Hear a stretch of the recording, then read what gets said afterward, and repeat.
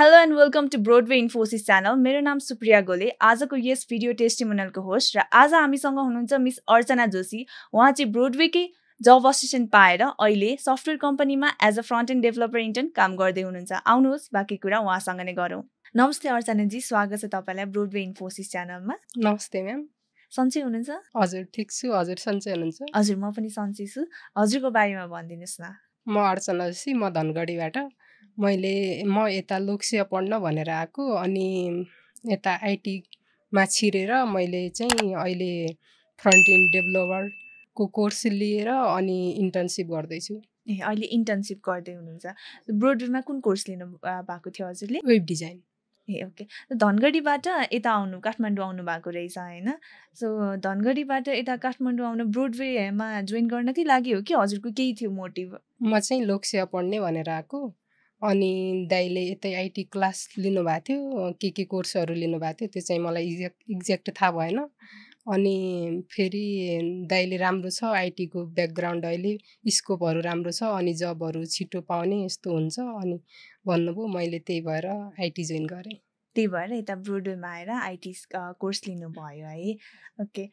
So धनगढीमा चाहिँ हजुरले के गर्दै हुनुहुन्थ्यो? ब्याचलर पढ्दै हुनुहुन्थ्यो कि के थियो हजुरको धनगढीमा ब्याकग्राउन्ड चाहिँ? मैले भर्खर ब्याचलर सकाएर अनि मैले बोर्डिङतिर टिचिङहरू गरिरहेको थिएँ, अनि फेरि टिचिङ मात्र, त्यो बोर्डिङहरूमा टिचिङ मात्र गरेर भएन, अब लोकसेवातिर जानु पर्यो भनेर फेरि यता आएको. ओके. सो लोकसेवाको लागि हजुर काठमाडौँ आउनुभयो. लोकसेवा दिँदा पढ्छु भन्दा भन्दै यता आइटीमा जोइन हुनुभयो होइन त? सो लोकसेवादेखि हजुरलाई आइटीमा जोइन हुँदासम्म हजुरलाई के कन्फिडेन्स कसरी आयो त म आइटीमा जान सक्छु भन्ने कुरा? त्यस्तो कन्फिडेन्स चाहिँ पहिला थिएन मलाई. अब त्यो बेसिक नलेजहरू पनि थिएन कम्प्युटर सम्बन्धी. अनि फेरि मैले अब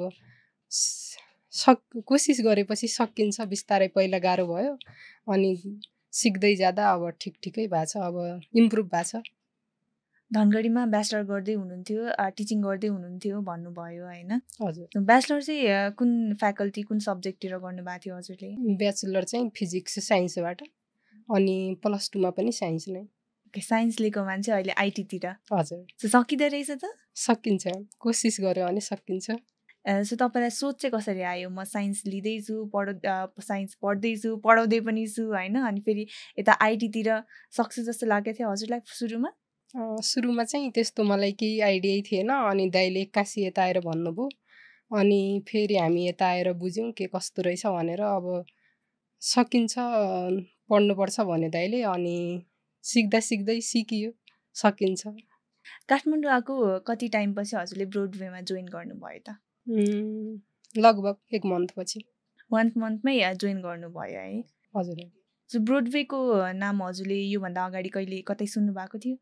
पहिला चाहिँ अब त्यस्तो मैले आइटीतिरको त्यस्तो केही हेरेको थिएन, अनि केही थाहा पनि थिएन. पछि दाइले भन्यो, अनि दाइले पनि क्लास लिनुभएको थियो आफ्नै दाइले, अनि फेरि दाइले राम्रो छ, सरहरू पनि उता राम्रो हुनुहुन्छ भन्नुभयो, अनि फेरि आयौँ.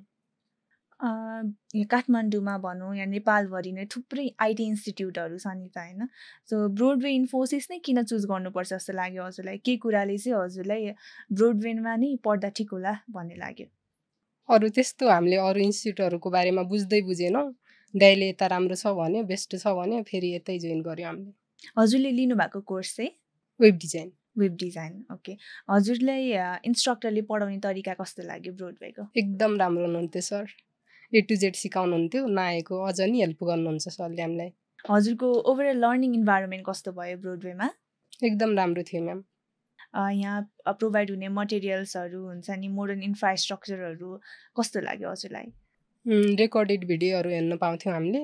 अब यता नसिकेको पनि भिडियोहरू हेरेर अनि सिक्थ्यौँ. कहिले एब्सेन्ट हुनुभएको थियो तपाईँ? एब्सेन्ट भएको थियौँ 2-3 दिन जति. एब्सेन्ट हुँदा चाहिँ के गरिदिँदो रहेछ त ब्रोडवेले? कसरी चाहिँ हजुरले क्लास लिन सक्नुहुँदो रहेछ त? अनलाइन क्लास लिन्थ्यौँ, अनि पछि रेकर्डेड भिडियोहरू नि हेर्थ्यौँ. त्यो फेसिलिटी चाहिँ छ होइन? हजुर. एब्सेन्ट हुँदा केही प्रब्लम हुँदा क्लास जोइन गर्न नसके पनि अनलाइन क्लास अनि रेकर्डेड भिडियोहरू चाहिँ प्रोभाइड भइरहेको छ. हजुर. हजुरले कोर्स कम्प्लिट हुन लाग्ने बेला या कोर्स गरिराख्दा पनि थुप्रै प्रोजेक्ट्सहरू त गर्नुभयो होला पक्कै पनि होइन? हजुरले गरेको प्रोजेक्ट्सको बारेमा भनिदिनुहोस् न. हामीले ट्राभल साइटहरू गऱ्यौँ, अनि थेम्पोरेस्टबाट पनि गऱ्यौँ।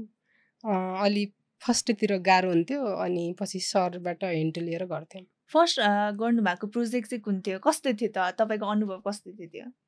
फर्स्ट चाहिँ अब त्यस्तो आइडिया नभएर अलिअलि गाह्रो लाग्थ्यो, पछि सरले सिकाउँदै जाँदा सिक्यौँ। कोर्स चाहिँ कहिले कम्प्लिट गर्नुभयो हजुरले? हामीले डिसेम्बरमा डिसेम्बर 2024 मा कम्प्लिट गर्नुभयो होइन? हजुर। कोर्स कम्प्लिट गर्नु भइसकेपछि हजुरलाई इन्टर्नसिप अथवा जबको लागि यताबाट असिस्ट भयो कि के होला? हजुर, यतैबाट असिस्ट भएको। यताबाट असिस्ट भयो। हजुर। सो ब्रोडवेमा हजुरले कोर्स कम्प्लिट भइसकेपछि यताबाट जबको लागि चाहिँ कसरी असिस्ट भयो? मैले पहिला सिबी बनाएर एचआर म्यामलाई पठाएँ अनि एचआर म्यामले यता हेर्नुभयो अनि सबै अनि के मिस्टेक थियो हाम्रो अनि मिलाएर फेरि कम्पनीमा पठाइदिनु भयो अनि उता इन्टरभ्यू दिन गयौँ अनि सफ्टिक्स इन्फोसिसमा फेरि हामी सिलेक्ट भयौँ। इन्टर्नसिपमा पनि सिलेक्ट हुनुभयो होइन? सो अहिले कस्तो भइरहेछ त्यता इन्टर्नसिप? राम्रै चलिरहेछ। ओके, यहाँ सिकेको स्किलहरू चाहिँ त्यहाँ गएर कतिको युजफुल हुँदो रहेछ त? युज त भइहाल्छ नि म्याम, युज त हुन्छ। अनि अब प्रोजेक्टहरू ठुलो प्रोजेक्टहरू गर्दै जाँदा रियल वर्ल्डमा त अब धेरै अरू पनि इम्प्रुभ गर्नुपर्ने हुन्छ, आफूले इम्प्रुभ गर्ने चान्सेसहरू छ होइन? हजुर। सो के पछि तपाईँ त साइन्स ब्याकग्राउन्डको मान्छे हुनुहुन्छ होइन? सो पछि गएर आइटीतिरै केही गर्न मन छ होला नि हजुरलाई?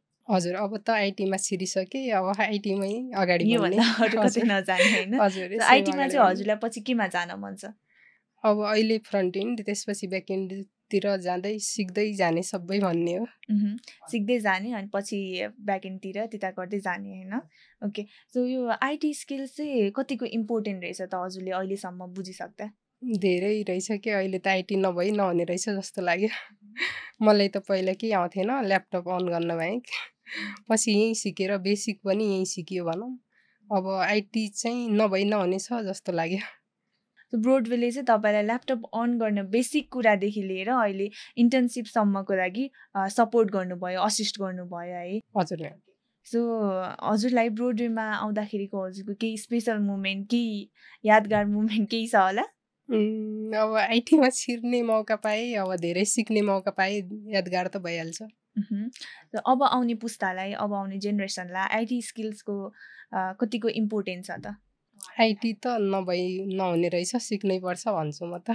जो आउन चाहने स्टुडेन्टहरू हुनुहुन्छ होइन, आइटी सिकौँ कि नसिकौँ, किनभने कतिपय स्टुडेन्टहरू चाहिँ डिफ्रेन्ट ब्याकग्राउन्डबाट हुनुहुन्छ नि त। तपाईँले भन्नुभएको जस्तै तपाईँ साइन्स ब्याकग्राउन्डबाट हुनुभयो होइन, अरू कोही डिफ्रेन्ट एजुकेसन ब्याकग्राउन्डबाट हुनसक्छ। सो उहाँहरूलाई चाहिँ के भन्न चाहनुहुन्छ? IT science background, education background पढेर पनि आइटी स्किल सिक्न सकिन्छ त?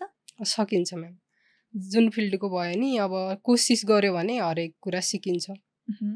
सो हामी चाहिँ भिडियो टेस्टिमोनियलको अन्तिममा आइसकेको छौँ होइन? सो ब्रोडवे आउन चाहने स्टुडेन्टहरूलाई हजुर के भन्न चाहनुहुन्छ?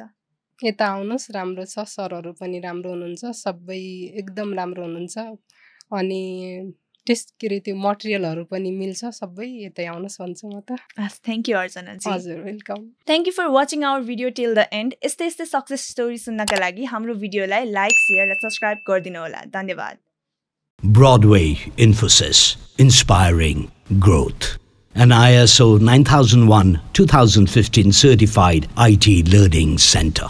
Phone 411-7578. Sri Ganesh Marga, Subidhanagar, Tinkune, Kathmandu.